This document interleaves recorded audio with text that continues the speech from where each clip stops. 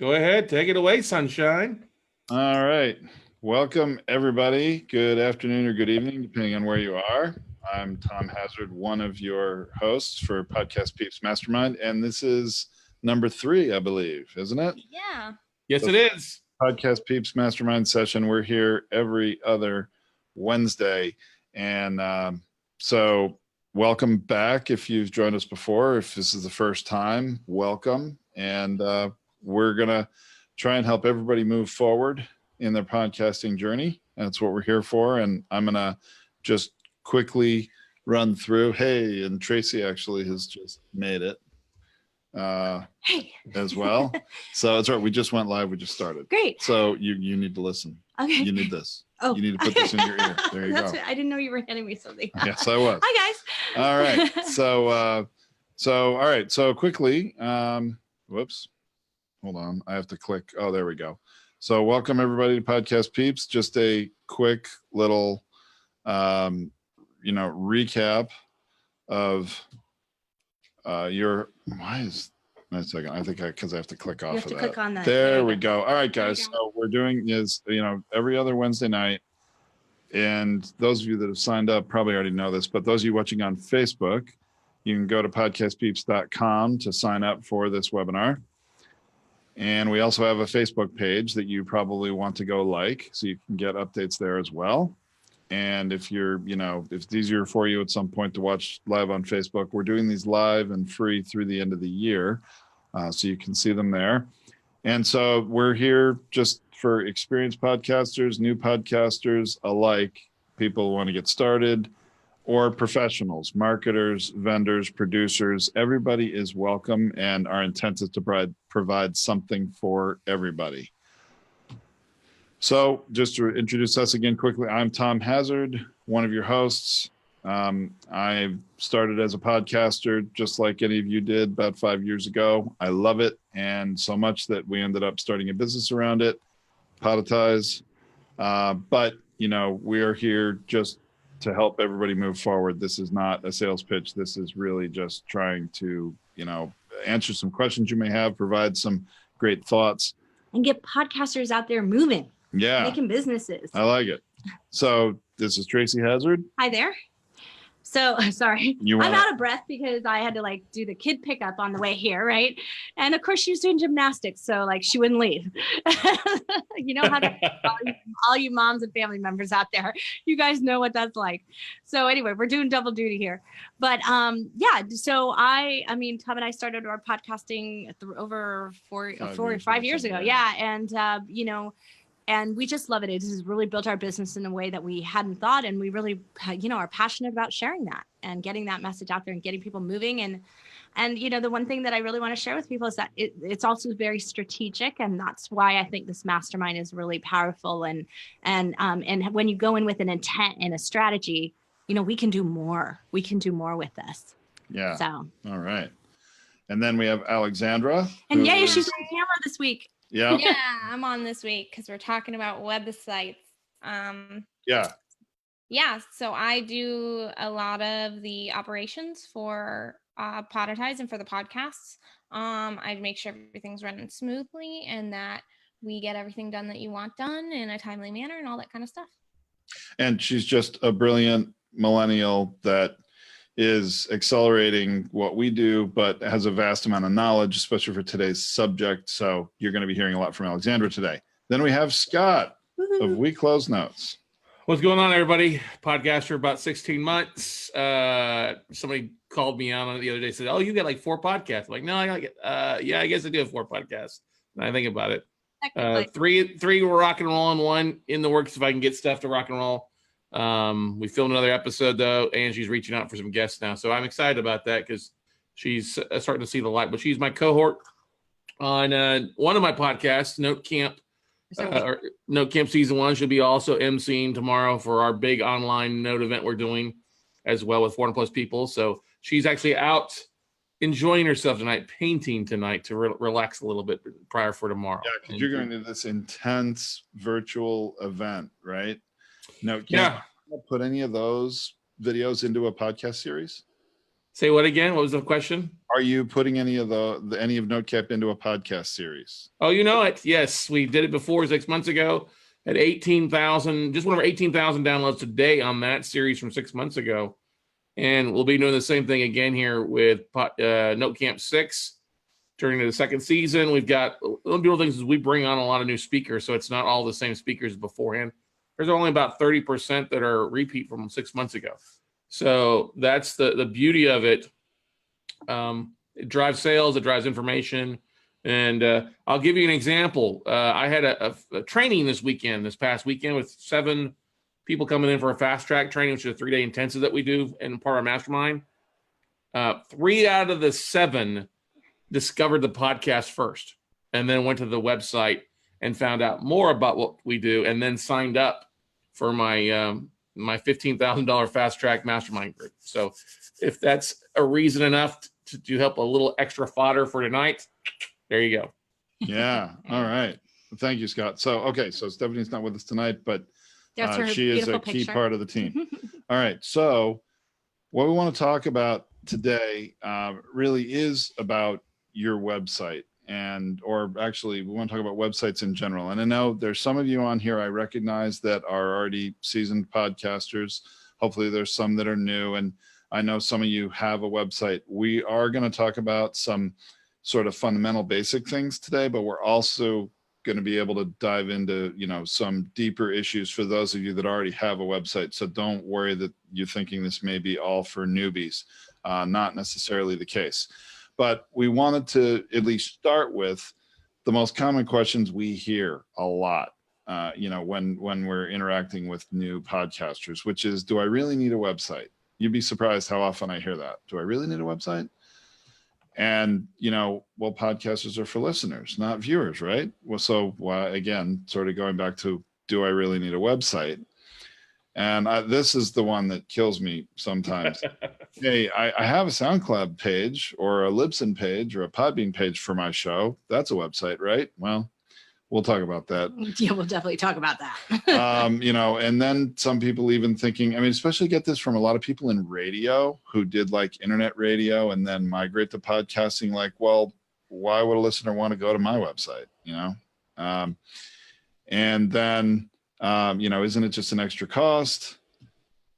And if I have a website, am I really going to be able to compete with, big companies or other individuals that have a more established website? And how will a website get me more listeners? That's, I think, an important one that we're going to want to cover today. So, we're going to answer all these questions and more. And of course, we can answer your questions as we go. This is just a framework to get started. But when it comes to a website, yes. Do you want me to launch the poll real fast to see kind of where everybody's sitting at? Let's launch the poll. Boom. So, do you have a website? Yes or no? That's just a quick survey. Some of you may be new and don't have one yet, but maybe everybody does. And if everybody does, that's great. We'll then cruise through some of the fundamentals and then get to some deeper topics.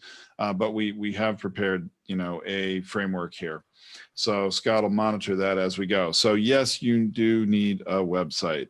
I personally, I don't think this is a matter of opinion. Do you think it's a matter of opinion? No, just look at some of the research that GoDaddy has done, for instance. And, that's part of their mission that's why you get like massive phone calls after you buy a GoDaddy web address, making sure you get your site up and running. Right. And so that's, you have a URL, but a blank page. Oh, okay, Peter, that's all right. That's okay. You're partway there, right? So that's what a lot of people do.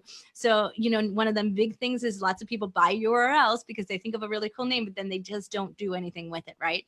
So, this is what GoDaddy started to research, and they say basically like, it's not having an address, like a business address today, right?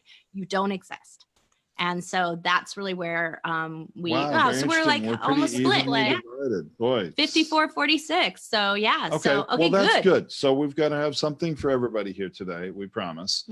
And so let's go over why, and feel free, Scott, Alexandra, interject anytime. But here we're going to go why you need a website.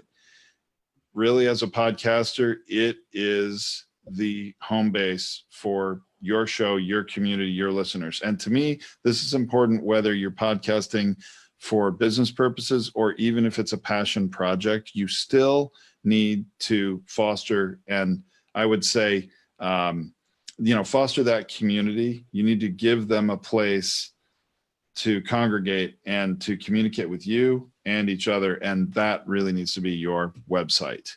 Communicate with you, find resources that you talk about in your show, get access to links and offers that you talk about. And for monetization, if that's your goal, and it may not be for all of you, but certainly your website is one of the best ways you can monetize your podcast. And of course, whether you're actually in this for business or for a passion project, you probably still want to build your community, get people on your email list. Because remember, iTunes doesn't tell you who your subscribers are. Google Play, Google Podcasts, their subscribers are theirs. SoundCloud, Libsyn, none of those pages give you any subscriber information either, because they're just hosts. Yeah. So they keep them all to themselves. They your do. website They is where regard you them as their property because they are the conduit to the podcast episodes. And that's the same with social media, guys. So, really Yeah. listening to that is that. So do you have, I unfortunately didn't get to see the final slides here. So are you going to say anything about Facebook groups, or did you skip? We did. No, that's later. Okay. We're covering it later. We'll cover it later, but it's fine. But a Facebook group is not a substitute for a website, and we're saying that right here. It's your home base, because Facebook can change their algorithm. They can change a whole bunch of rules, and then all of a sudden you're out of your luck, and you're out of the people. So use Facebook yes. as a megaphone, I would say, but you always want to drive people back to your hub, your home base for your show, your website. Yeah. So your site actually over time can become an incredibly valuable asset. It really can. I mean, there is value in what they call link equity and value in keyword ranking equity. I mean, this really does have value. And of course, the number of unique visitors that come to your website on a monthly basis, all of that can translate to dollars or to just more value you're able to bring to your community, however you look at it. So it also builds your authority. If you are, maybe you are an expert in your field. I'm sure everybody on here is an expert or becoming an expert in something, but does the world know it? It doesn't matter if you say it, it matters also what the rest of the world says. And that can come through your website and your podcast. And I want to say quickly on that one is that we're talking about like speakers, authors, like that kind of thing. So, where event planners are going to look for your site. And if you don't have one, that says a lot about whether or not you can draw an audience. So they care about that. Authors, if you're not building a platform, if you're not building a website, if you're not building a community, how are you going to sell your next book even if your first one was successful? And for most people, without that community building, they can't even hit the bestseller list. So important for both. So I think I already mentioned link equity and keyword rankings. So here's the bottom line though, your website, and we're going to talk about how, can really organically market your show. And when we say organic, we mean not paid, right? You're not paying for marketing. Yeah, you're not paying pay-per-click, you're not paying for Facebook ads or LinkedIn or Instagram, whatever. So quickly, some of the fundamentals. Will any website do? Well, I would say having a website is better than not having one. Yes. But these drag and drop website services like Squarespace and Wix are not recommended. And this is just through long, hard experience. While it may be easier to build a website with them, they're very limited in functionality, in design. And, at the end of the day, if you can start here, but you're going to outgrow it very quickly. And so some of that equity that we were talking about building, that won't happen here because it's diminished in terms of the value that it gets from that organic Google traffic. So Google doesn't think of them like they're doing this drag and drop thing. So they're creating boxes around things. And so it makes it harder for Google to find the data that it needs. And so it just gives up faster. And we've done side-by-side comparisons. We've tested it. We've checked out the statistics and we've read all of the articles. We know that these sites don't rank as well as the next one on the list, which is WordPress. Yes. So, I mean, this is the reality of it. And like Alexandra said, you know, we actually did recently look up, there are several studies and articles that are out there, and these sites built on Squarespace and Wix do not rank as well. They still rank, they just have a harder time. They don't rank as well, yes. Right. WordPress is also, can you click the next one? I want to make sure I'm not tripping on it. Oh, sorry. Hold on. I was in the Q&A.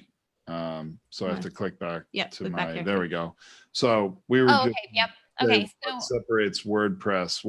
Why is WordPress better? Not only, and there are actual articles, and we can put a link to some up on the Podcast Peeps website or put it out on the Facebook page. We can do that. So you can read some of this yourself, but not only is, you know, WordPress itself, they've done studies and the sites do rank better than sites that are in these other drag and drop platforms. But one of the big advantages of WordPress is plugins. Mm-hmm. And really, plugins are pieces of code, pieces of functions for websites that other people have already written. It is an open architecture, and you can find a plugin for anything you need to do functionally or anything you want to happen from a style or appearance perspective in WordPress. It's very flexible. Alexandra, do you? Yeah, I just want to say one thing. Kenneth, hang on. We'll answer your question. It's, I think, on one of the next slides, and we'll address it directly as well later. I just want you to know that. And then also, these plugins is what makes WordPress probably the best platform that you would want to be on, because you can grow your WordPress website as big as your business or your podcast grows with you. So you need to maybe you're starting out and you don't need a shopping cart yet, but you need one 6 months from now because you now have a product rolling out or you have a book coming out and you want to sell it direct on your website. WordPress can now do that. Whereas if you're on another platform, you may be limiting yourself in what you can do. WordPress is meant to be completely customizable. You can do pretty much anything, and you can find a plugin to do pretty much anything. But even if you can't find a plugin to do it, you can find a coder who can do it. So that's really why you want to be on WordPress. Very few companies we come across. I mean, really big corporations need hard-coded sites nowadays. Right. Is kind of an old school thing, actually.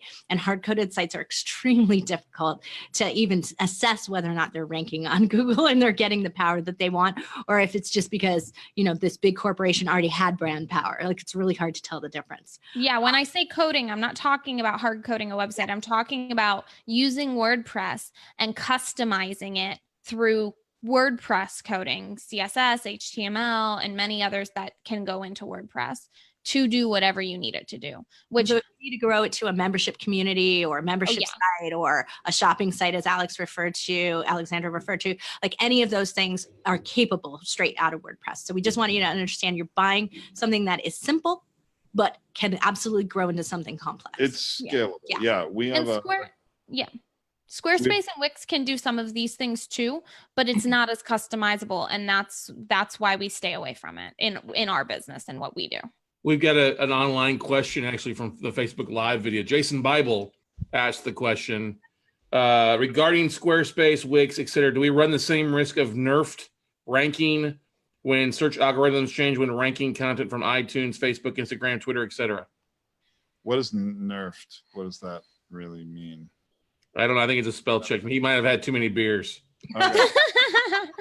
It's 7:00 here. Jason's probably got a cold beer somewhere. We do know that those Squarespace and Wix type of drag and drop website platforms actually are limited and in general don't rank as well. And the pages within them, especially if you're putting up blog content and stuff, do not rank as well as they will on WordPress. And like your blogs are so limited in what you're allowed to do with your blogs. On WordPress, we can pretty much make it any layout you want. On Squarespace and Wix, when we've tried to do that for people, it's almost impossible to get it to look the way you want us to make it look. And so now you're limiting yourself there too. But there are other things from a technical perspective, and I don't want to really get into the technical weeds here today, but from a technical coding perspective and, you know, Google's spiders crawling websites and knowing what it is that's important to rank on or what you want it to rank on, the capabilities are severely limited on these other platforms. Yeah, as I was referring to before, it's kind of like, there's like, they say the information for Google is here, and that's pretty much all that gets served up. It doesn't really go through your whole site. So you are, in a sense, if that's what you mean by, if nerfing actually means like the gamer term, then you're weakening your ability to do that. So like, if that's what you meant by that, then that's what you got. Yes, that is true. Mm-hmm.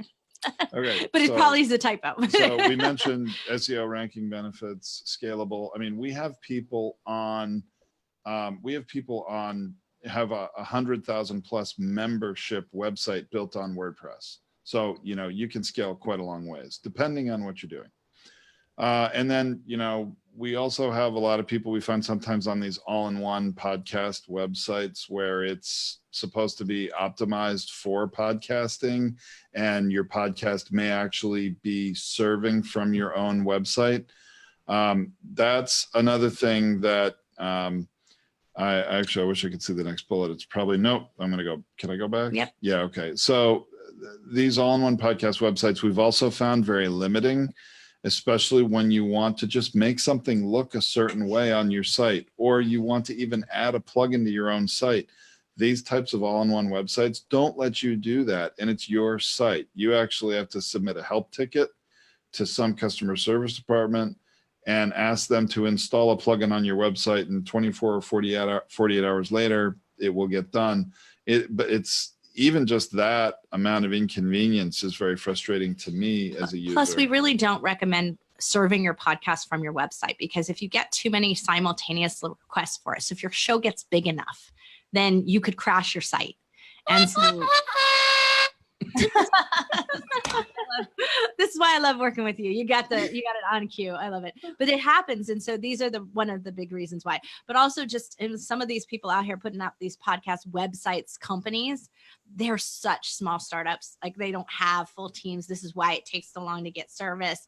They really don't have expertise. They don't even know when things don't work. Like, a lot of times we're pointing out to them the stuff that doesn't work. So it's very, so it gets very frustrating because they didn't even realize it. And now they've got to recode something and figure it out. So they're figuring it out on your dime, and that's why it's so cheap. So keep that in mind. I think may have another thing or two. Yeah, I think it's just really important to note that Tom is specifically talking about the biggest one right now is podcast websites. And there are some pros and cons to it, but the reality of podcast websites is it's just WordPress. At the end of the day, it's just WordPress, and they've put their own face on it, so to speak. It's like putting on your makeup. They've covered it up with this branding and made it look, in their opinion, easier to use. But having been a user of WordPress and a user of podcast websites, I can tell you, for me, granted I'm a millennial, but for me, it was harder to use podcast websites than it was to just use your basic WordPress. So it's like they were trying to reinvent the wheel for podcasters to try and make it easier for them. But in my opinion, there have been too many cons. It's too difficult. It's more expensive because you have to pay them monthly to host your website and do all those service things to run your podcast on it. So let's keep it simple. It is more expensive. Yeah. Mm-hmm. Do we want to answer this question right now, Tom? Yes, let's do that. So oops. We didn't answer this one. So Kenneth, you say you have several websites, but a website that is a podcast website, that's different. And what does that have to do? So the reality is, if you have several websites, you want to co-locate your podcast with the one that's most relevant and the one that you want to grow business to. So one thing you got to realize too, Kenneth doesn't have a podcast currently. Oh, so that I did some private thing. I asked him, did he have a podcast? And that's why he responded back the fact that. Yeah, so we have multiple websites, right? And so many of us do. And so, so I, for instance, have Product Launch Hazards is my podcast website. It's my community. I'm building a community there. I chose to separate it from my Has Design, which is actually the business that I sell services to. Many of the members on that, I chose to separate it because I didn't want to have a sales company, in a way, a company that was selling something, or a consulting firm, which is what it is. Then I didn't want to have that happen and be co-located with the website that is a membership, is free, has information. And so I wanted it to be the community to build around this information. So there is a choice and it's strategic. And if you ever need advice or want to talk about any of those things, we're here for you to help you through that. That's actually a great We have information at the end on that. There's information on the end. But it's a great one for us to hot seat you here and like discuss if that's what you're just thinking about. We had another one who was, they had their own name because they were speaker, and then they also have their sort of business coaching brand, and which one should they locate it on? And we ended up telling them that it was better for them to build their speaker brand through this and keep the sales side separate. Right. So it all depends on what you want your listeners to do. Yeah. So if you want your listeners to, at the end of the day, become your clients, then you really need to think about, it might be more strategic for you to have it on your website that you already have existing for your business than to put it on a separate website. So it just depends on what your end goal is. Scott's a perfect example of that. He's got all of his podcasts on his main website, and it's benefiting him in the way he wants because of that. Yeah. So. Yeah, 4 podcasts. So this right. So anyway, your website is your main hub. Let's That's go our into a little more, your main hub of information. So from your website, you can send people to affiliate links, all the channels they can listen to your show. How you like that graphic, Scott? Very nice. I like that. Very, very sharp. Yeah, I'll be emailing those out to everybody next week. You're welcome. You're welcome. Yeah.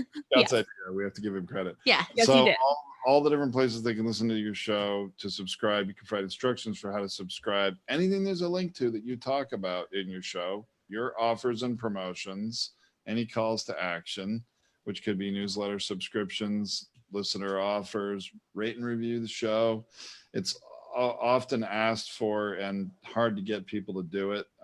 That's another thing we've been doing a lot with people now, is creating a specific page on their website, really taking everybody through ABC or 1, 2, 3, how to actually rate and review a show, because it's not easy to get people to do it. And it's very confusing to people sometimes how to do it. Yeah. So Jason actually responded back to the link here.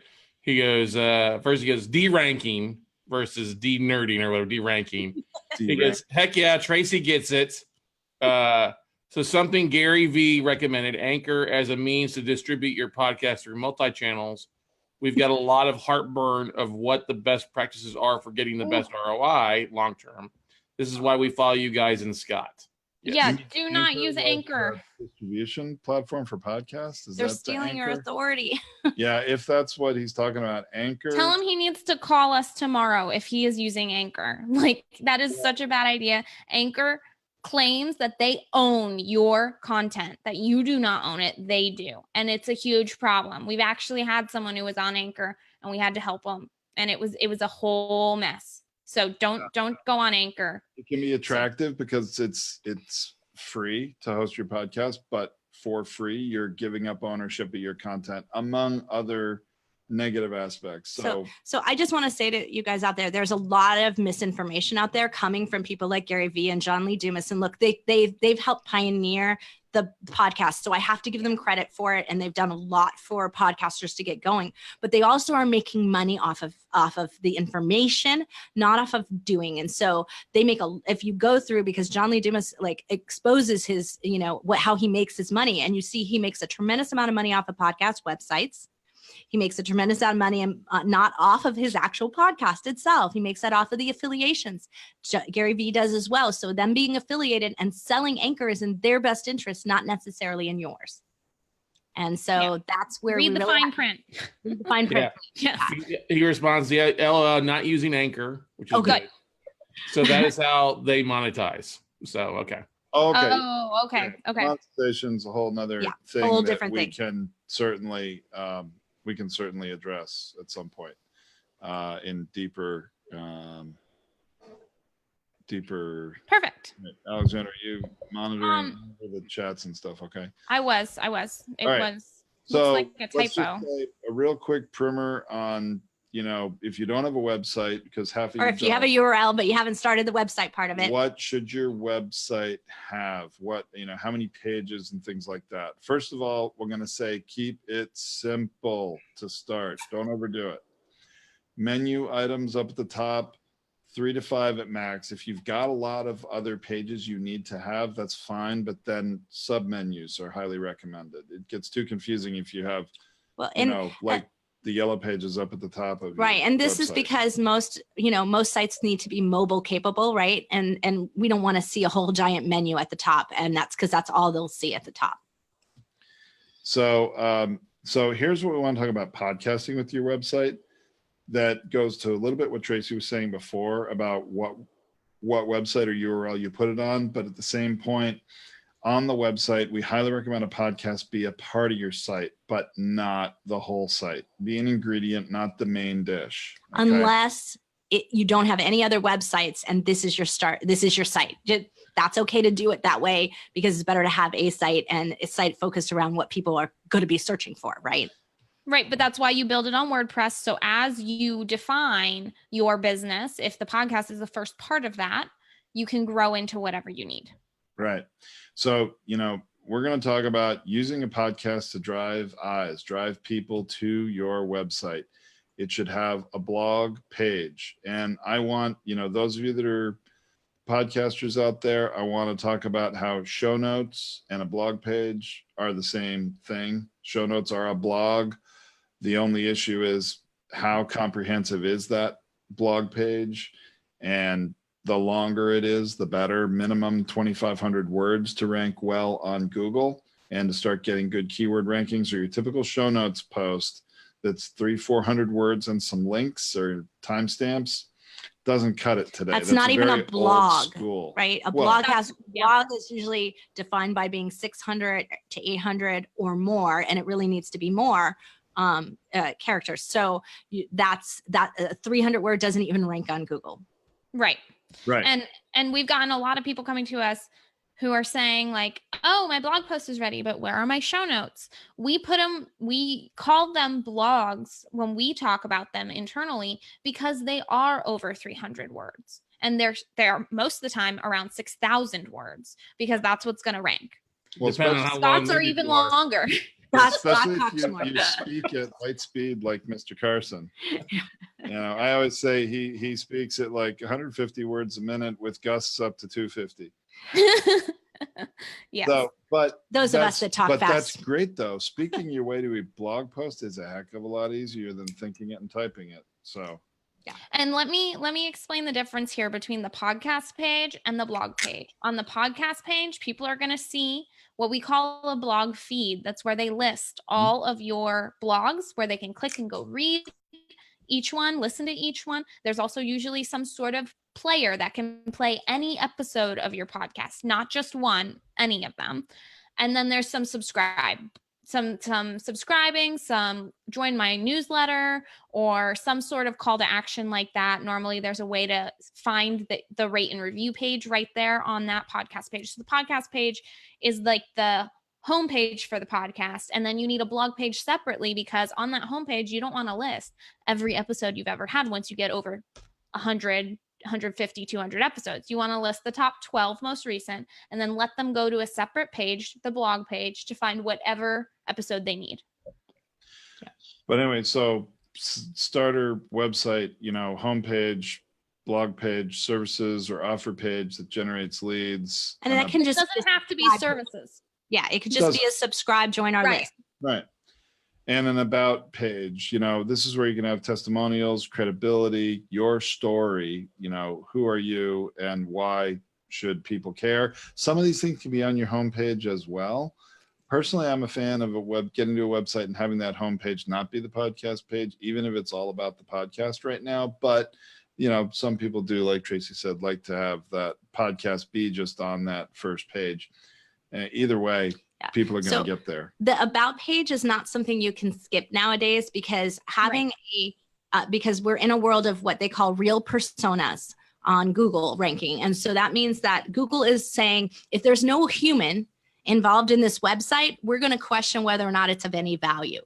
And so then they do a tighter screening. They take longer to review it. So having an about page with your picture, with your information, all of that is going to put you up into a better positioning with Google to begin with. So that is already going to catapult you.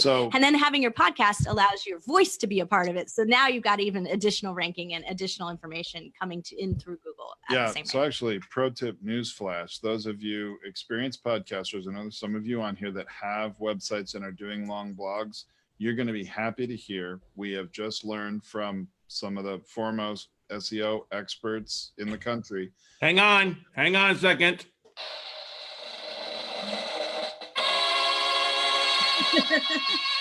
Okay, so we have learned, periodically Google goes through an algorithm shift in how they rank sites and content. They are going through one again now, and as Tracy said, they're moving to this concept of personas. And there is a company we work with that has over 1,100 revenue generating websites, and they are scrambling to get ready for this algorithm change because a lot of their websites don't have a real persona, a human being behind them. So all of you with podcasts, or all of you that are considering starting a podcast is ideal for having a persona that is the foundation of the website, or that the website is built around. And your content, if you already have one, is going to continue to rank high, if not rank higher. And those of you that don't have one yet, well, you need to, So remember that question about how to compete with the big brands? That's how you're going to compete. They're brands with they're authority websites with no people behind them, with, blogs that were written overseas. It happens all the time, and you're going to be able to compete against them because the algorithm is shifting in your favor. So this is why a podcast is the best idea to be putting onto your website right now. And in fact, over all the years we've been doing this podcasting with websites like this, with the written blog post for every episode, every Google algorithm shift that's happened has not hurt, deranked, or delisted any of ourselves or any other people we work with. It's only helped them. And it really makes sense because it's original content. Yeah. And typically you can see you'll have a 30% shift in what we call a 30% shift in traffic. So you'll either lose 30% of your traffic if you were doing some Google no-nos, and you'll get 30% more each algorithm shift. And so that's what we've seen about a 30% growth each time. So, and we've been through, I think, 5 of them.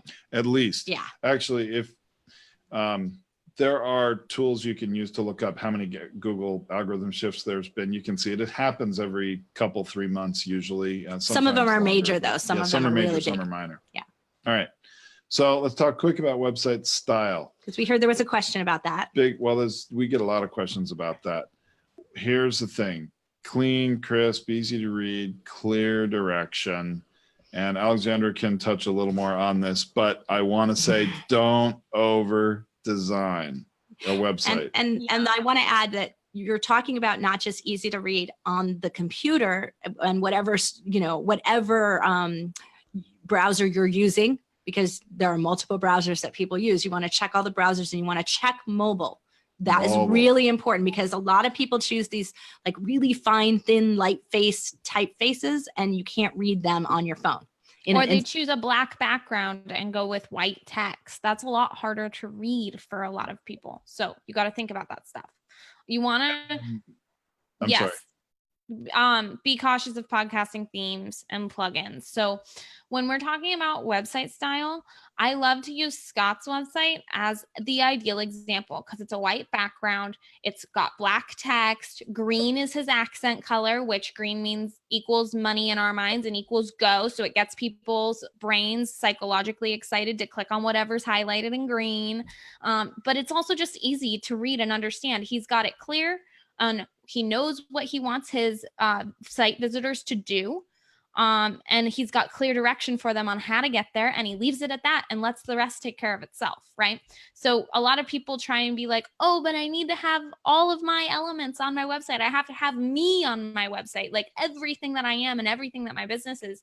You don't. You just need to make sure that your listeners and your visitors know where they need to go to get the information they want to get from you. And you need to make sure that you're capturing those people's information so you can reach out to them and serve them up that content, right? So That's why we say clean, crisp, easy to read, keep it as simple as possible, and be cautious of the podcasting themes and plugins. Lately, I've been seeing a lot of these existing podcasters, longtime standing podcasters, using podcasting themes, and they come to me and they say, Alex, I'd love to change how my blog page looks. Right now, it's forcing my podcast player to be in this spot, and I'd like to move it down. And I go, sorry, I can't change it because you have a podcasting theme. And in order to change that one aspect, I have to completely change your theme. And or you would require custom coding of a very expensive CSS or PHP coder, which is not something any of us, even if we're building our own websites, are going to do or be. It's, you know, it's talking about doing surgery. So what I do also want to say is those of you who are just starting out and you're going to build a website from scratch, and it's really your first, you don't already have an existing business. You don't already have a communication with your audience. You don't know who your audience is. So do not overthink the logos and all of the branding behind this. Do not spend too much money here. Like, I'm of the real opinion that if you spend more than $5,000 on a starter website, you have way overspent. That's coming. You're way ahead of the game. Coming up. Well, I told. Wow. Well, that's very funny, actually. It would be like you guys actually know what you're talking about and have talked it a few times. Right. Yeah, it's so funny because I wrote this. She wasn't here when we made this PowerPoint, and so she's jumping ahead and not even knowing it's there. No, it's not. I'm sorry. I just want to say that because branding is a part of design. Like people think about that, and so I call it a starter or a hypothesis brand. Right? You want to spend a little less money until you really know who your audience is, and if you find out your audience is all millennials, well, now you have a better idea of how to redesign your site, or if they're all, Oh, we're going to get to it, Greg. Don't worry. It's coming here on this page. Yep. So website resources. So obviously here are your options. You can do it yourself, and you can do it yourself. Yeah. WordPress, it's, you got to get to learn it. You can, there's lots of tutorials and YouTube videos available. You can do it. The problem is if you're anything like most of us, it's a time suck and you don't have time. You should be spending time working on your business, not in your business, that cliche.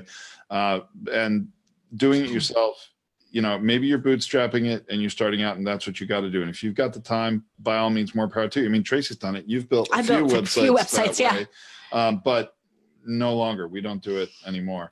Yeah. Tracy and I have both done it multiple times and we taught ourselves. So it can be done. Fiverr, you can hire somebody. Fiverr, FreeUp has an extra E in it. You missed it. FreeUp has a 30. 30. I didn't know that. Apologies to Nathan if you're seeing this. Nathan Hurst, the owner of FreeUp. So FreeUp, or hiring a local millennial, or maybe your niece or nephew or something. By all means, nothing wrong with that at all. It's another option for you. It's cheaper, but you may just need to be prepared for it not to be a priority. Did you mention GoDaddy and Network Solutions and those kind of companies? Companies that you buy your URLs from also have very inexpensive packages. Now, granted, they're very simple sites. And so you have to be careful and ask the right questions about the plugins and everything. But they do. And be wary when you're doing that. Because, for example, GoDaddy has easy to use website building program, but it's not WordPress. So you got to be very careful that you're buying the right thing. Read the fine print. If you don't know if you're buying the right thing, send me an email. My email will be on the final slide. I'll just point you in the right direction. At the end of this. So definitely you can reach out. You can hire a professional web development company. It can be very costly and they can be overbuilt. See, Scott. Overbuilt. Yeah. This is the number one complaint we find. And look, I think there's some great web development companies out there who do some tremendous services in terms of, when you build complex sites, but they also are very comfortable in their coding world that they are in. And they like to push you into what they want and not necessarily what's best for you.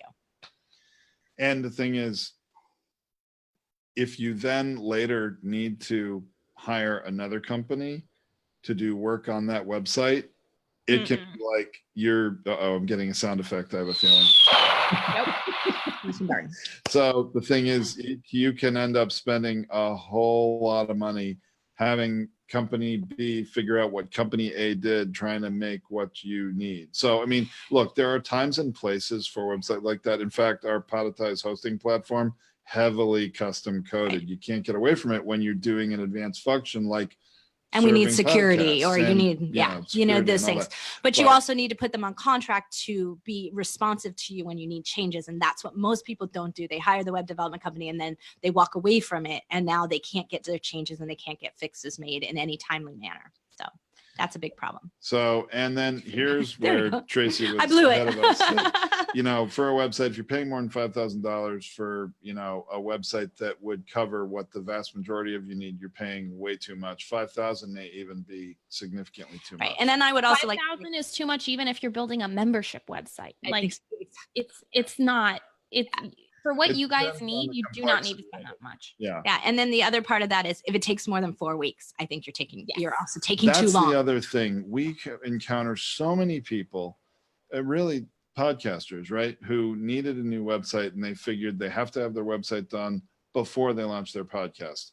That's debatable, but it's a good idea if you can, but they pay a company, $2,500, $3,500, whatever it is. And then 9 months later, they still don't have a website. That is inexcusable.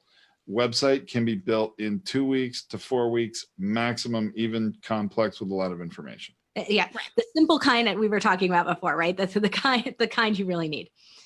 Yeah, and so yes, I think Peter, to answer your questions, what range to pay for website development? So if you're not doing membership sites or stores on it, I think you should pay, $3,500 or less is really what we think. Yeah. I mean, if you go too cheap, like we've had some that are $1,500, they're so simplified that you don't usually get what you want. So, well, and when you ask for what you want is where the, nickels and dimes start adding up beyond what or a lot of dissatisfaction of what you thought you were going to get, but what the company really was willing to do for that amount of money, there usually are major disconnects. So I agree with Tracy, about $3,500 should get you customized, really, so it's your brand, custom, fully WordPress site with whatever functions you need and 5 or 6 main pages, and completely detailed for all you need. And again, 2 to 4 weeks. That's all it should take. Okay. So now we're not all right. So this don't do that yet. Yeah, let's slides. The last slide has just some content information. So I think before we go, we'll do that one. This is the time where if any of you have any what? Yeah, you should just leave the contact out. All right, I'll put it up. I'll put it up. So I'm a little premature, but here the important one, this last one here, is to contact Alexandra, but we're not going yet. We just want to make sure if anyone has to go that you have that. You have that information. So let's see if anybody has some more detailed questions or would like to. We didn't have time for that last time. Let's do it. You all need that. Yep. Scott, did you see the Q&A question now directed at you here? Everybody needs your sound effects for Christmas. Anonymous attendee. Oh, I'm curious. Yeah. So I put my email up here for everyone because even if after today, after this conversation, you have more questions or you want to talk specifically about your website and your situation because you feel like it's unique and we didn't have time to address it here in this next part of the mastermind here, where we're going to let us go on a case-by-case basis here. If we don't get to you and you have more questions, just shoot me an email and I'll take some time to guide you in the right direction and talk about you specifically. But we can go ahead and specifically let people share their questions and stuff. So, okay, Peter, do you see Peter's question? Yeah, let's promote Peter up so we can talk to him because I want to ask some questions. Oh, wait, Scott. So I was going to say, we got to give Peter big congratulations because he had his interview with Lewis Howes this last week as well, too, for him. So he's got some great stuff. So let me promote him up here to a panelist.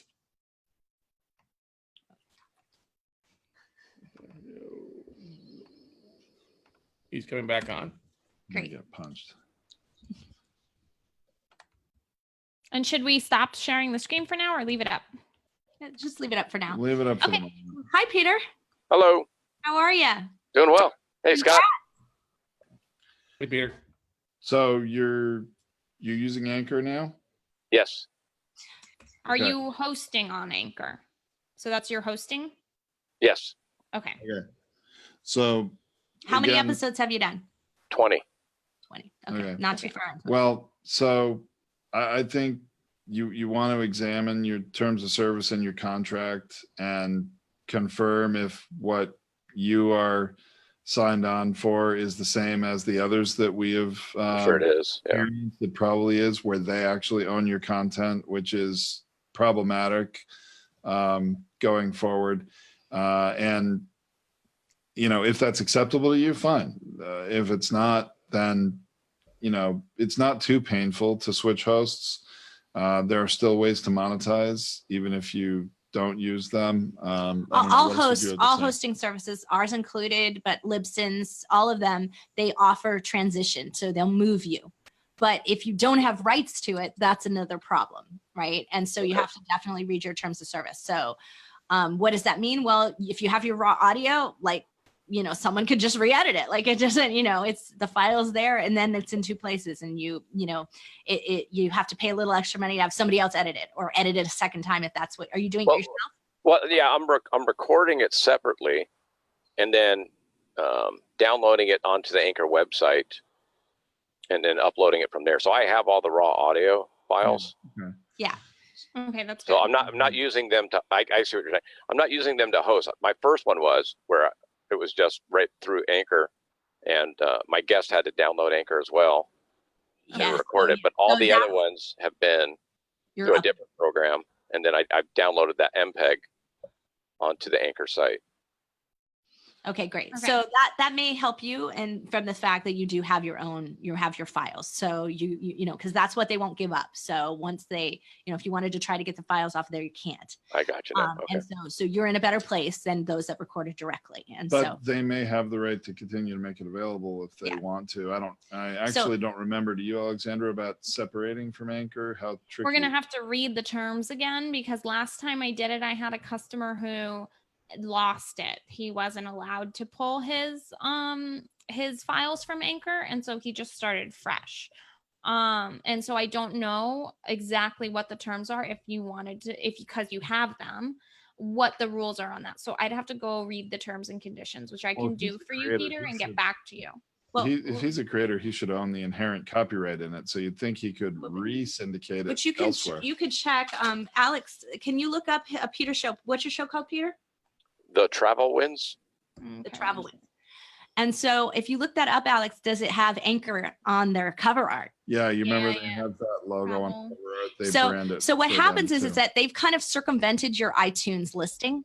So like they're serving it to iTunes, and they control that. And so you won't get any notification through iTunes, or you won't have access to that. That's how they're syndicating for you, and they're also circumventing that. And so that was one of the problems we had with a client moving them over, was that all of a sudden they found out that we couldn't move them, we couldn't transition them, and so we had to start them fresh. And so that's part of the problem there. So because you can't redirect. Anything's fixable. It's just a matter of how painful it's going to be. Yeah. But you definitely do want to own your content. Yeah, own your content and have full rights to it, to do whatever you want with it. And if you evaluate your contract terms of service and it's not meeting your needs now, I would rip the Band-Aid off sooner rather than later, because it's only going to get more painful the deeper you get into your show. So I'm looking it up.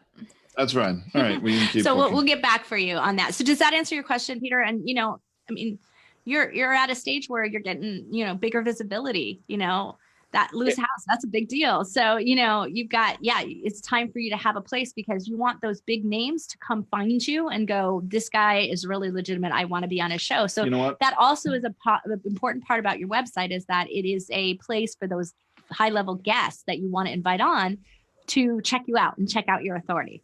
Well, and that was my question with the website is, I mean, right now I'm not selling anything.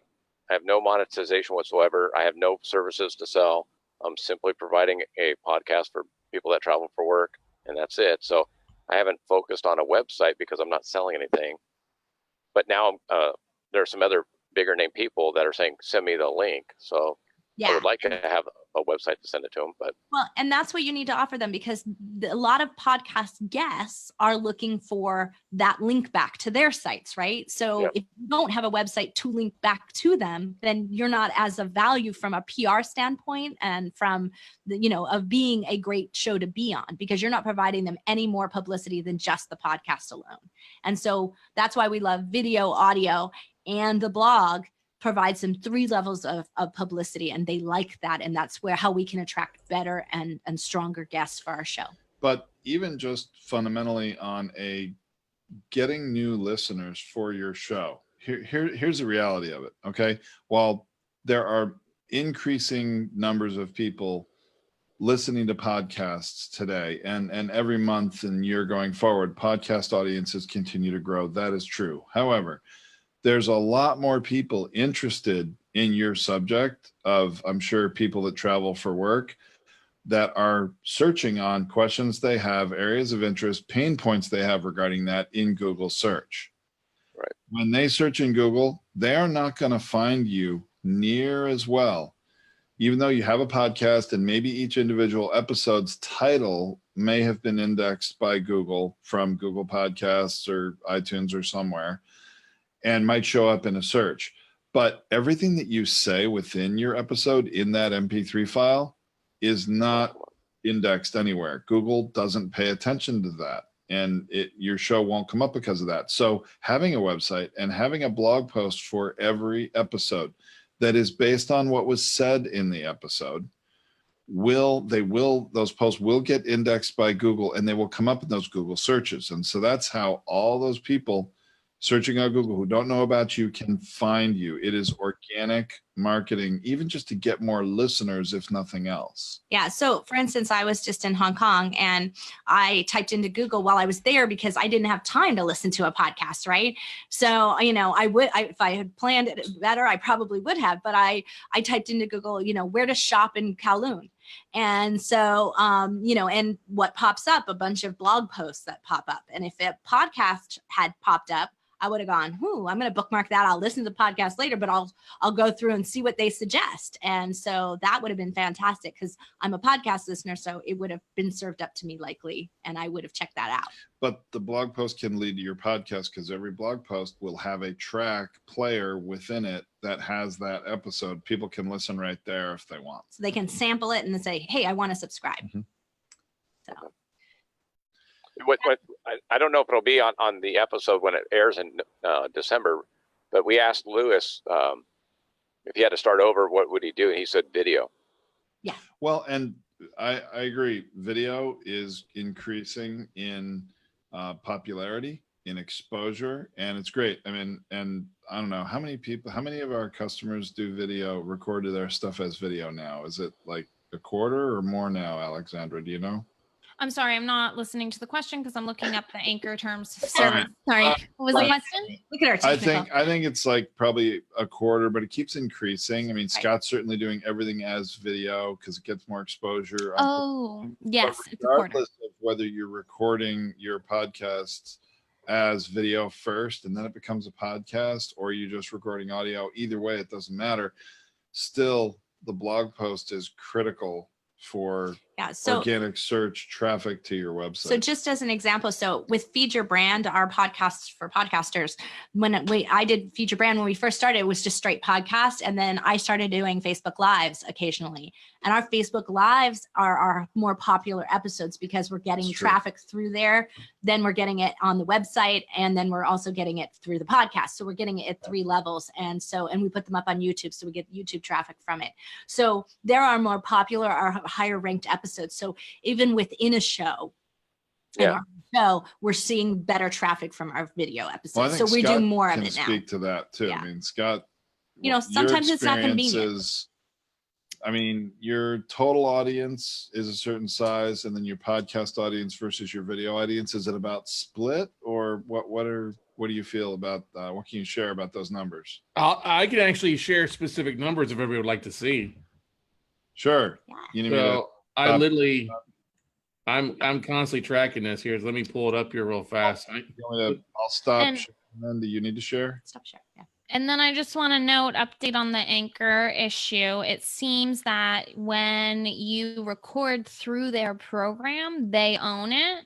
But if you're uploading, because they can't own it when you do that legally, because you're the one who originated it and upload it. So if you're recording it on a separate program and upload it to their hosting, then it is not owned by them. Great. Okay. So that's good for you, Peter. So should I switch? You know, they're still stealing your authority with the way that they push your show through. So they are still they're still putting it more under their umbrella than yours. So I mean, but they're not putting they're not putting their logo on your cover art though. I checked iTunes. I asked them to not. Yeah, it actually came up when I started download because only the first episode was through Anchor, and then it asked me subsequently when I was uploading if I wanted their logo on it, and I said no. Okay, good. Okay, that's good. So you only have one episode on Anchor then? I would just take a recording of it, play it and record it, and then I'd like to burn it, but because it was my first one. It was so bad. Well, there you go. You tested it out, and you won't play that one again. You can always delete them. It's my number one listened to podcast though, because it's the first one that comes up. It's the first one. Yeah. I thought you only have 20. I think you would very much benefit from turning that to getting a website going for you, because then you have a place where people can come to you as the authority on the travel and everything you talk about. And the website can be an opportunity for you to put some sort of directory or top traveled to places that I talk about on the show, like things like that can become your sort of sub pages. So you can be more of a resource for your listeners aside from just listening to an episode. And that would be a faster way to monetization on your show eventually. Right. That's what I was thinking too. The one thing Lewis said to me at our dinner, which was very cool because we went to a really nice place and LL Cool J was sitting at the table next to us. He actually came over and said hi to us because he knows Lewis. But Lewis said to grow faster would be to try and get attached to a Travelocity or an Expedia or something, or something like that, and saying the Travel and Podcast Show by Travelocity, and then they would kind of sponsor it that way. And he said that would get you faster versus growing organically. That's true. I agree with that. There are lots of other travel-oriented websites. Yeah. That do not have a podcast associated with them.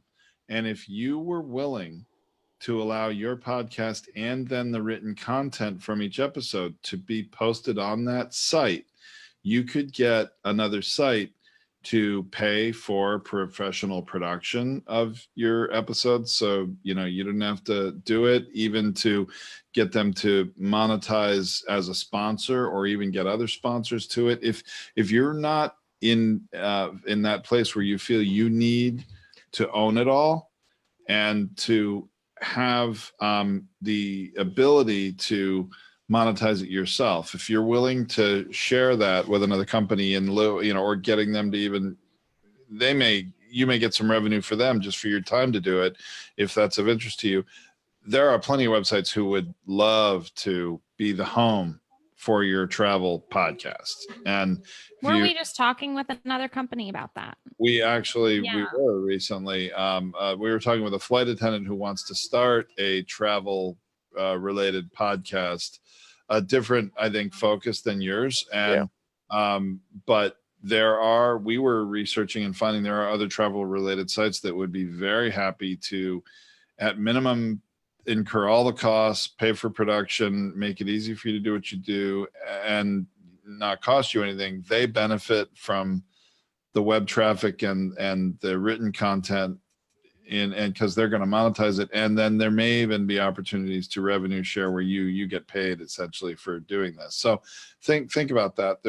There are options. You would certainly get paid for advertisements that were placed on your show. Right. You benefit from the website as well. So that's future for you because you're in a good niche. I guess my question was too, would I want to set up a contract with those people where I still own the content? Absolutely. Or would they want to own it? That's going to be the debate and the give and take.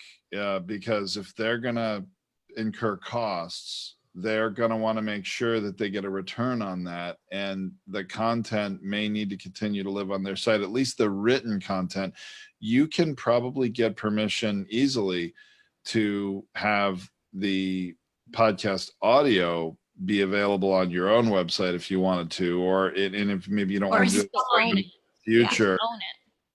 Yeah, I mean, there probably are give and take, but with any kind of relationship like that, and the ones that we've been helping people with, they just don't want to edit their own shows and deal with the time of doing that. They want to have them professionally done, but they don't want to pay for it. And another company can absolutely pay for that, subsidize that cost, but they need a benefit too. Usually that means the content's going to reside on their website. And a lot of them just want a year minimum. So, you know, minimum contract. So it also helps you build it up and figure out, what are you going to sell? What am I going to do? What's my attraction? And get you to a place where you have 100 episodes or, 50 plus episodes if you're only doing one a week, and really get you to a stage at which you're ready to really go off on your own and do what you want to do next with it. Could help build your credibility, and then you do another show a year from now or 2 years from now, Right.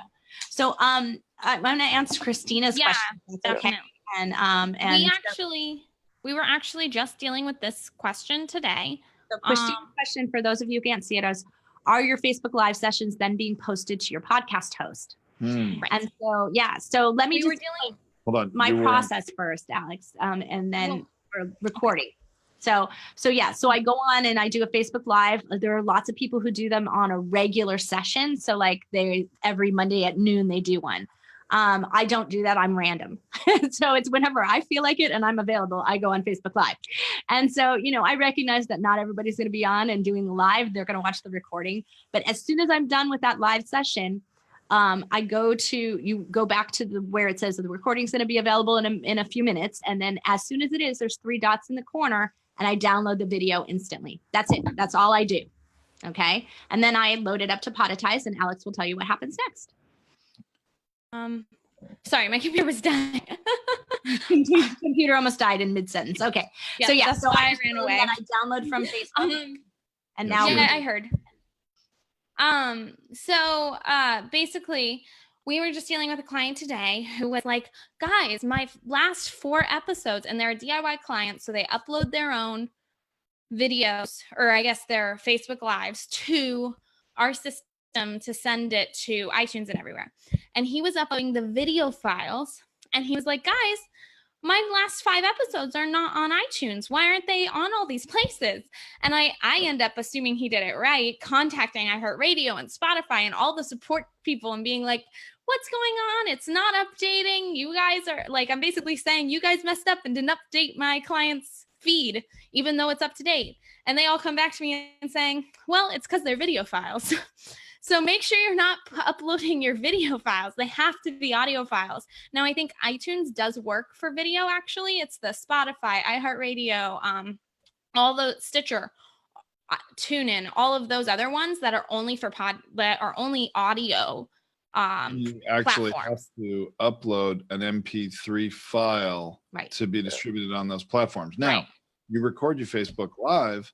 It's very easy to strip the audio from that and save it as an MP3 file, and then upload that to your podcast RSS feed. What is the tool we use to do that? Well, we use, there are several tools. We use one that actually isn't available anymore. I have one called Convert to MP3. It's a little program that runs on Mac where you just drag and drop any media file, video, audio of any kind, and it'll convert it to an MP3. There's also free online converters. You just got to make sure you're getting the right ones. Actually, I think I can drop one here in the chat. The only reason I'm this Convert to MP3, I still use it, but it's no longer supported and made. And every time I upgrade my Mac OS, it tells me this program is not optimized for this operating system. So one of these days it's going to break and no longer work. So Christina's saying she has a Convert to MP3 for PC too. PC too. Okay, good. Well, if you have that and it works, by all means, I love it. It's really simple for me, but there's a number of different converters. Most of them are free, pretty easy. So that's the difference, is because we're a production house and a host, our clients can upload the video and it gets converted through us. So like so that's why it's a little bit different with us normally. But if it's in the DIY section where you're only hosting with us and you're not having us produce, you have to put up the audio file as this client found it. You have to put up the MP3. So. MP3 is the podcast standard, and for the foreseeable future will be. see no hints of that changing anytime soon. So now there is a difference is that your MP3, if you're going from the raw Facebook Live, doesn't have bumpers on it, right? So it doesn't have your intro and outro. It doesn't have a little music transition and things like that. So, that is, something that we do, our system will be able to do for you in the future. So so stay in touch with us. If you want to use our hosting, we actually can do that automatically within our system. So you don't have to actually learn any editing software to do that yourself. Okay. I did. It's not downloaded. That's why. Is your hosting program, in essence, like Anchor, where I send you my file and then you put it out to all the platforms? Correct. You upload the file to the system and create a post with like a title and description, and once you publish it, then it automatically goes out from our system to all those different platforms. Places that Scott, you saw Scott's logo. Yeah. We syndicate to all of them, because the more you're on, the more listeners you're going to capture, because they have their preferred platforms. Not everyone's an iTunes listener. I'm not. I like Google Podcasts best, but I also can't find everybody on Google Podcasts. So then sometimes I use Stitcher. So. And so I hope that answered your everyone's question there. Yeah. Anyone else have anything? Do we have anyone on Facebook, Scott? That's what I'm pulling up right now. Okay, good. I don't have. Can I ask more? Yeah, go ahead. As we don't have any other questions, feel free. When with the basic website for a podcast only page, would it be just an about me and then just the a listing of my podcasts? I mean, I'm a fan of, so if you were to say like 5 pages, so like I'm a fan of an about me page, right? So that they know who the host is, they know about you. I'm a fan of having a separated podcast page from your homepage. So your homepage might be the like top couple of episodes, and it might be what they would call blog roll page. I like that there, because you're providing the information first, right? And that's why people are coming to you, because you're serving up a podcast and they want to check out your latest episode. So I like that. Having a player page, as Alex was talking about, like how to subscribe to the show, but have the player all in one place. They can look at others. You can have that as a separate page as well.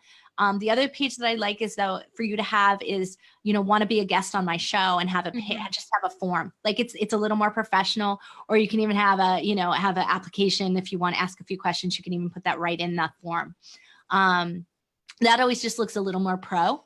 And then you do have a place for people to send them a link to get to it, and being able to schedule with you if you choose. You can send that separately later. And do you guys set up the SEO parameters on that? Yeah, everyone. It's an automatic part of the way anyone who sets up a website should be doing that automatically, and it's set up in those pages, right? They're set up and configured to bring the SEO to the name of your show and your name, right? Those two things matter the most in your pages overall. The blogs themselves send people to the content, send people to the information and the keywords that your site will become associated with. So it's a little bit different than it used to be.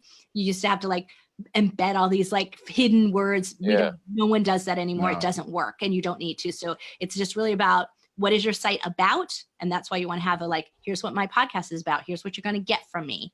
And, here's our mission, right? To get you great travel information from insiders. So the next time you're on business, you can, enjoy yourself and get your business done, right?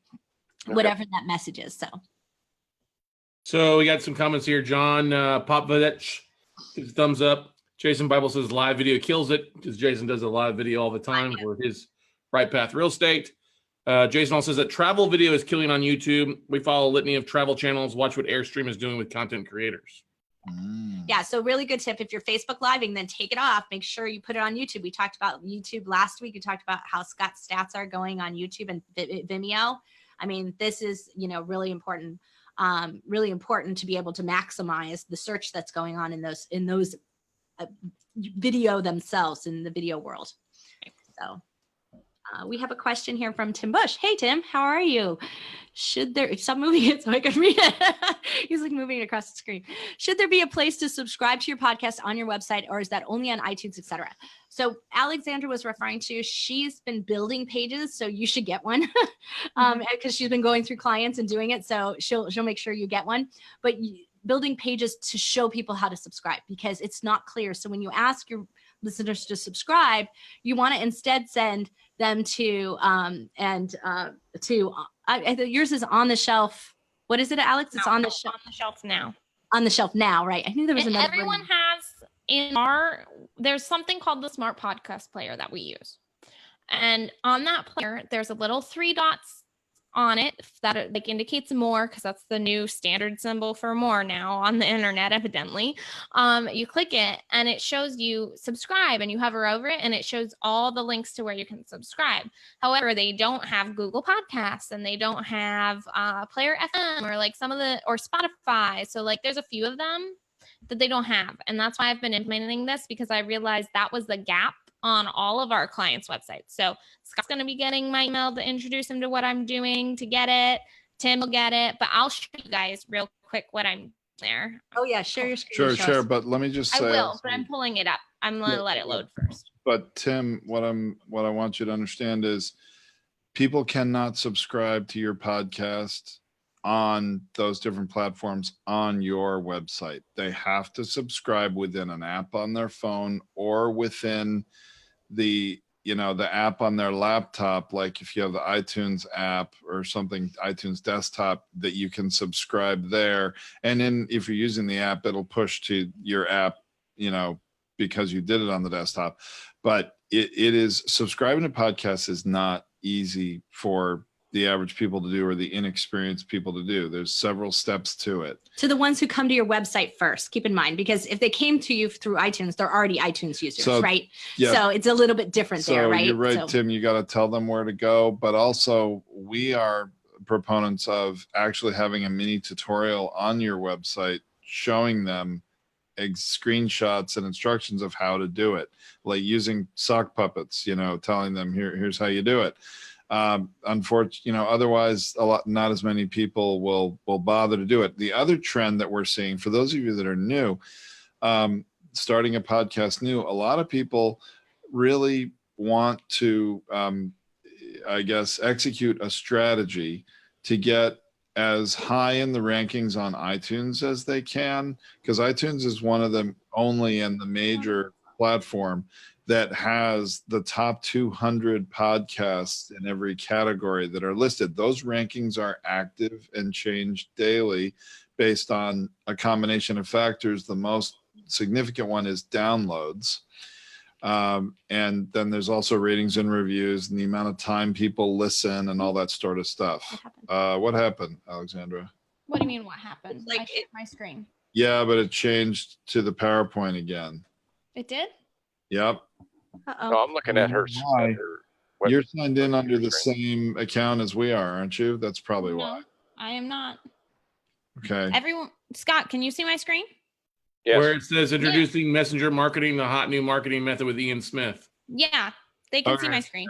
Now we're seeing it. Okay. Okay. Yeah. So this is our episode. Let me finish, Alexander. Oh yeah, sorry. Saying is that a lot of people are executing this strategy of, in the first couple months of their show, although it's syndicated everywhere, and when you work with us, we put you on, I think it's 9 different platforms now, standard. It keeps 12.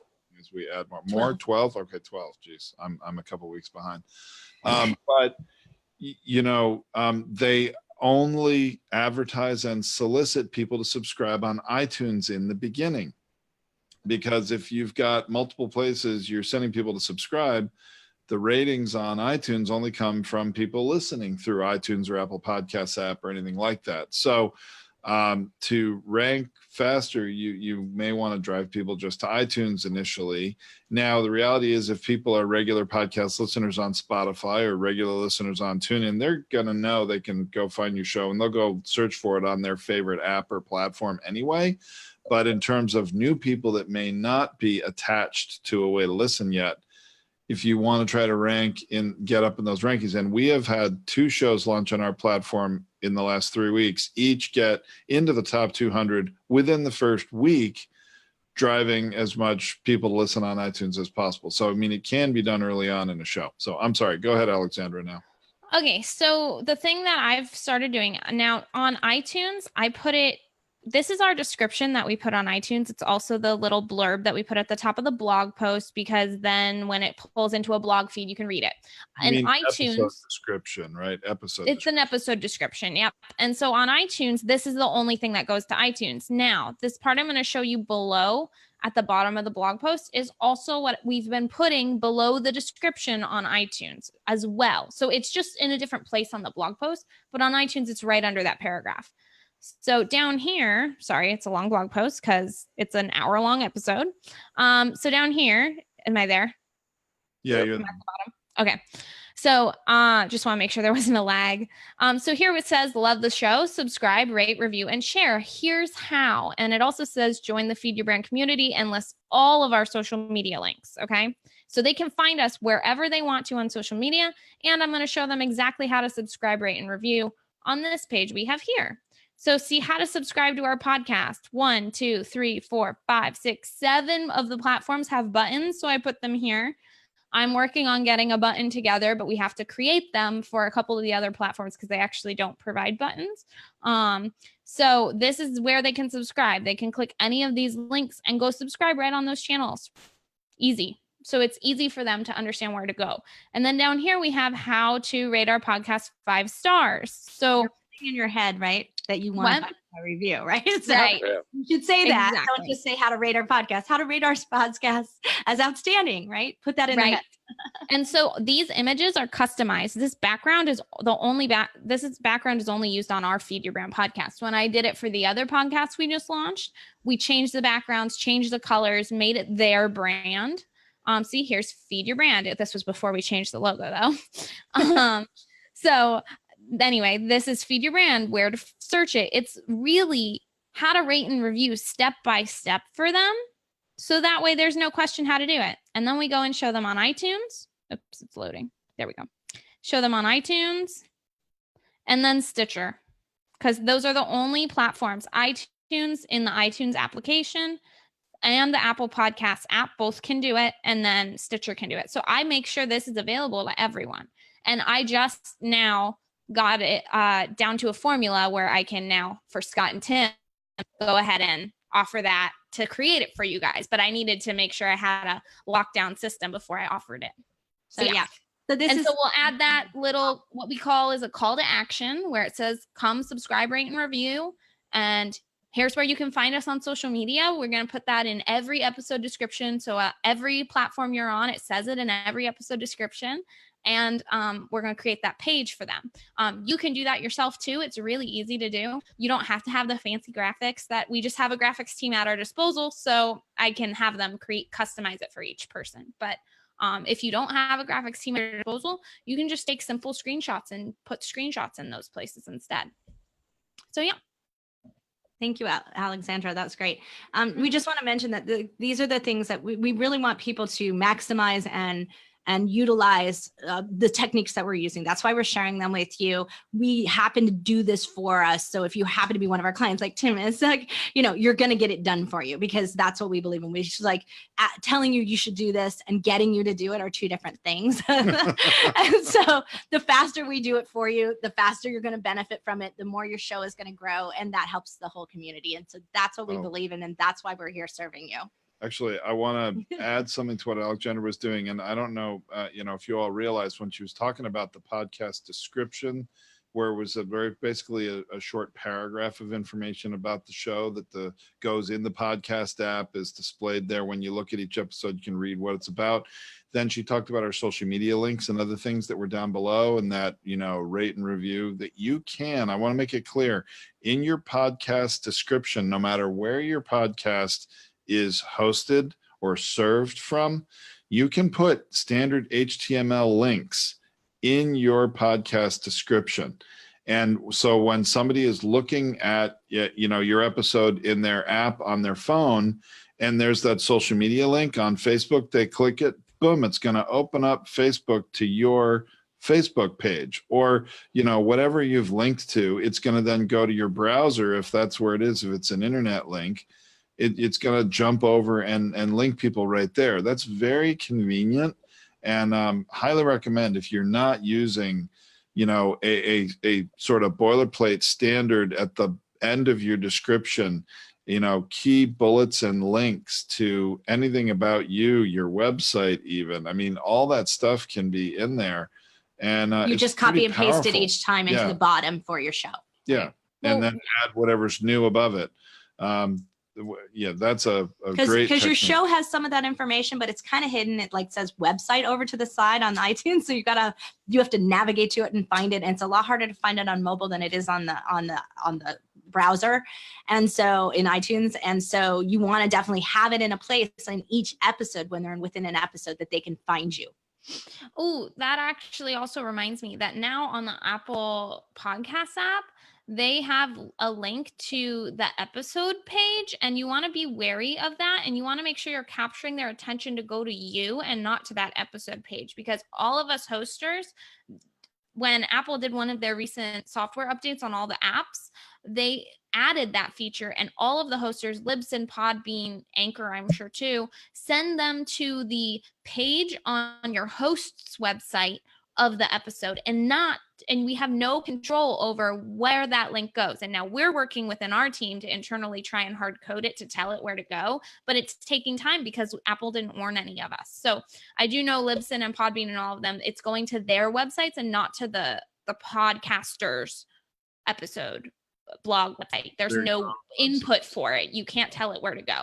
So it's super important that in your description, you're telling them where you want them to go to find you, because otherwise they're going to click that link and go to Libsyn and be like, well, there's nothing here but a sound file. Here. Right. It just is the player and play in the Apple app anyway. Right. For sure. Oh, there, Tim Bush, Peter, Tim is sending you a link to a blog he wrote. Airport notes. You'll enjoy it. Yeah, put my glasses back on. Copy that link out of there, Peter. So for those of you who don't know, so Tim Bush is one of our partners on Product Launch Hazards and a good friend of mine, and we just adore his podcast. It's called On the Shelf Now. It's his website, but On the Shelf podcast, and so it's for those who want to launch products into Costco and Walmart and all of those things, and it's a great show. And we have fun because Tom and I get to occasionally do a panel with him, and we have a lot of fun on the show. So it's a great show. I got it. Thanks, Tim. All right. So any other questions before we end tonight? Nope. Scott's like, nope. I'm done. Okay. Oh, we don't have anything else on. Nobody else is commenting on Facebook. That's all. Okay, great. So Scott's got a big event he's gearing up for. This is like not even batting practice, really. Probably. So I think the only thing that I should mention to you guys, because I think when is our next one? Because we have next week is Thanksgiving. So it's the 28th, and I will have done it the day before. Done what? So that's the other thing, is that we'll be sending out an email. Alex, can you make sure that the podcast Peeps people who have registered get the email? I'm going to, on Tuesday night, run a strategy session that's free. And so this is the strategic planning for your episodes and guest for 2019. So I'm going to run it in 3 parts. And as long as you register for the webinar and get it, then you'll get the recordings for free. So if you can't, I know December's a busy month, but it's also the time we want to do the planning. Right. And so if you're registered on it, and so even if you missed that, but the first one will happen to be the day before our next podcast Peeps. So there you go. I want to make sure that you guys know about that as well, because you're all welcome to join us there. So it's the Tuesday after Thanksgiving. Yep, it's the 27th, I think. Same time, 5 p.m. Yeah, it's going to be the same time. Okay. Yep. Yeah. So we've got we have in December, you're doing a series of different webinars that are not specifically podcast Peeps, but you're all welcome. You're all welcome to come to them. And they'll be free and on Facebook and all that kind of stuff. So. Yeah. So if you happen to be on Facebook, just make sure, in case you can't do 3 in a row, because it goes into December, and I know how busy December can be with, kids, musical events and other things. That we're really looking forward to the violin event, right, this year. We're traveling in December. Yeah. So just make sure that you register for it, because then you'll get the recordings, because otherwise they're not going to be available. So we'll be dropping them off of after the initials. But it's going to run how to plan for episodes, so you can be more strategic with your episode planning, how to plan your guests so that you have a year worth of guests, And then we're going to pull that together with how the very first one will be what your strategy is, and making sure that you have a plan and a strategy rather than a sort of ad hoc way, which many people go through it. That will be the very first one. And then it will be episodes and then guests. And then I'm going to just do a push out video. So it won't be live, but on then turning that into social media. So to make sure you have your social media plan in place as well for the year. So your whole marketing plan could be all done before December 31st if you really got on it. Wouldn't that be awesome? Yeah, and we also planned another, hey, thanks, Greg. I'm glad you're getting value out of this. That's the whole idea. Feel free to think of some questions for next time and plan to come on live with us. That'd be awesome. Yeah. But then Scott and I also talked about another webinar we're going to do. I forget what that one was. We talked about it the other day, December 10th or something. I have to go back to my notes. Before we were there? Oh, no, maybe not. I don't remember. Scott and I talked about another one we're going to do soon. We were talking about the first week of December, I think, if I remember correctly. Yeah. So yeah, it'd be like the 4th or the 6th, I think is what we talked about. So. Yeah, that's right. So we got another one. We'll let you know about that as it comes to. Anyway, lots of great free content. Yeah. That's the idea here. And the other thing that we will be sharing next time is about our guest directory. And Tracy will probably talk about it a little bit on the webinars she's doing. But we just are finalizing our guest directory this week, and we'll be launching it, I think, in time for your webinar. We'll be ready. And the next podcast, Peeps, as well. It'll be ready for you guys, and we'll share with you when that's ready. And if you want to be listed as a guest or a host, you'll be able to do that. So that's what our focus will be for the next mastermind. We'll talk about guesting, choosing good guests, and some of those things. That way we can have kind of a deeper discussion on it and where to find them. And if you're having trouble, this is a great time to ask us questions about how we do it and how each other, and get some insights into this sort of guesting model of that and the guesting side of podcasting. So that will make our focus. Yep. All right. Yeah, Tracy's webinars will be more lecture-y and more this is how to do it and what we do, and not so much mastermind session can be more question and answer based and deeper dive into your specific questions. Yep, absolutely. Good. Any final thoughts, Scott, Alexandra? No? We're all good? All right. Hey, everybody, thank you for joining us for the 3rd edition of Podcast Peeps. We'll be back in 2 weeks. We look forward to it, and don't forget to let other people know about this, and think about any questions you might have. Try and let us know ahead of time. We can even consider that. If you can't make next time, you send us one in advance. We'll still answer them, and you can watch the recording. You know what I'll do is I'll go ahead and send it Sunday night or sometime this next week. I'll send a survey at everybody with 1 or 2 questions and asking, hey, what would they like to see? Anything, and we maybe start packing some stuff into the last couple of the year. That sounds good. Yeah. All right. And anyone has any questions in between masterminds, feel free to post on our Facebook page. We're always on there. I'm posting there about the masterminds. We can also have discussions on there as well if you need help in between sessions. All right. Thanks, Alexandra. Thanks, everybody. Signing off for today. Thanks for joining us, Podcast Peeps. Thank you.